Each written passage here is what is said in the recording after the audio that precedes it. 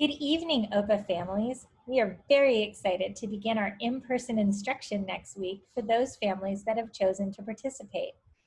As a reminder, there will be no school on Monday, October 19th and Tuesday, October 20th, so that staff can get ready to welcome students back to campus for hybrid learning. All students, whether they are hybrid or virtual, will begin their new schedules on Wednesday, October 21st. You can access your student's new schedule by logging into the Aries Parent Portal. The periods and class list will be displayed on the dashboard. I have also attached a bell schedule with the times for each period. These new schedules are for both students attending in-person hybrid instruction and for students remaining fully virtual. If your student will be joining us on campus on Wednesday, please make sure to arrive no earlier than 8 a.m. for cohort A and 12:10 p.m. for cohort B. Parents must remain in their vehicles during drop-off, and all students will have their temperatures checked before exiting the car. If your student is exhibiting any COVID-19 symptoms or has had a fever above 100.4 in the previous 72 hours, please keep him or her home and contact the front office. Also, make sure that your student is wearing an appropriate face covering. Refer to the packet mailed to all hybrid families for further information. If your student is returning to campus for hybrid learning and you do not receive a packet by this weekend, please contact the school office on Monday. In order to try to ensure the health and safety of all students and staff, no parents or other non-staff members will be allowed anywhere on campus except the main office. Parents may not walk students onto campus, and all parents must remain in their vehicles during pickup and drop-off. Also, if you need to come to the office, please call ahead to make an appointment, as office staff will be unavailable during drop-off and pickup times. As we continue to examine the increasing COVID-19 numbers in Orange County and across the nation, we understand that many families are not comfortable sending their students back to school.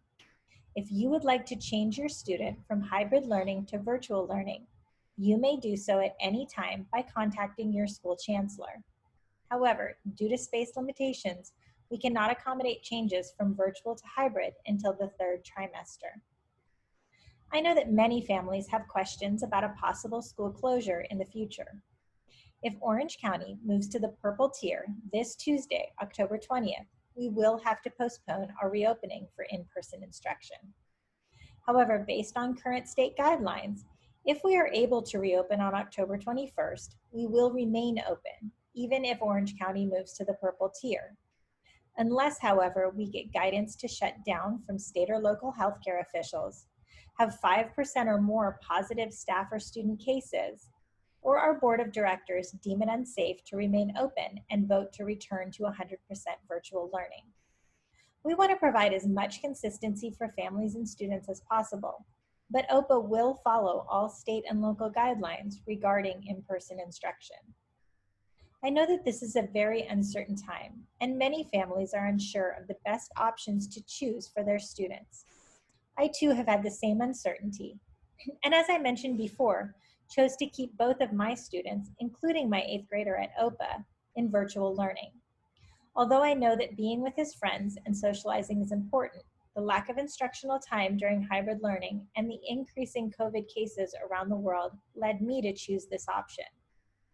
But I also want the families of all OPA students to be able to choose what is right for their own families.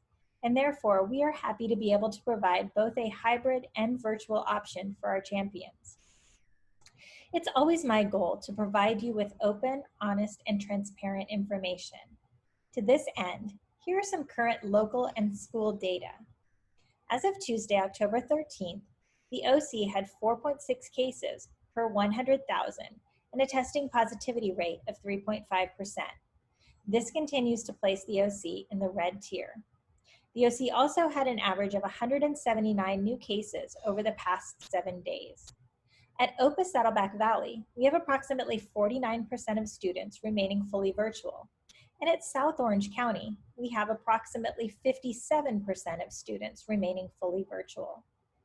If you have any questions or concerns, please reach out to your school chancellor or our admin team. We are all working diligently to ensure a smooth transition for those students returning and a superb educational experience for all students, regardless of the instructional model they choose. Please stay safe, stay healthy, and have a wonderful weekend, OPA.